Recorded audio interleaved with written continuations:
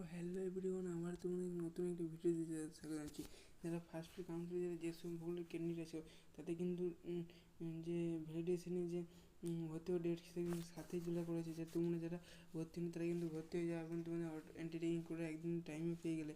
যাই হোক, এই ছিল আপডেট দেওয়ার, আর কিছু নেই। এই যে দেখতে পাচ্ছ, আমরা আমরা অফিসিয়াল ওয়েবসাইটে রয়েছি ভ্যালিডেশন এক্সটেন্ড আউট 7/7/2024 এর থেকে যেগুলো 7 জুলাই 2024 পর্যন্ত করা যাবে।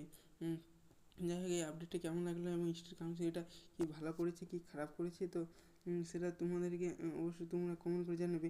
তবে এটা ঠিকই করেছে না, যে যে টাইম দেওয়া হয়নি, তো টাইম দেওয়া হয়েছে। এটা সম্ভবত 5 জুলাই এটা দুপুরের পর থেকে এই যে ট্যাবটা ওপেন হয়েছে 7 জুলাই। এটা এই যে লেখাটা এটা ম্যানেজ ছিল না। তো ঠিক আছে, পরবর্তী অন্য ভিডিও দেখা হবে। জানি ভিডিওটি ভালো, যেটুকু যতটুকু। Thank you, best of. তোমরা অবশ্যই ভর্তি হয়ে যাও, এটা তুমি মানুষ কামনা করেছো।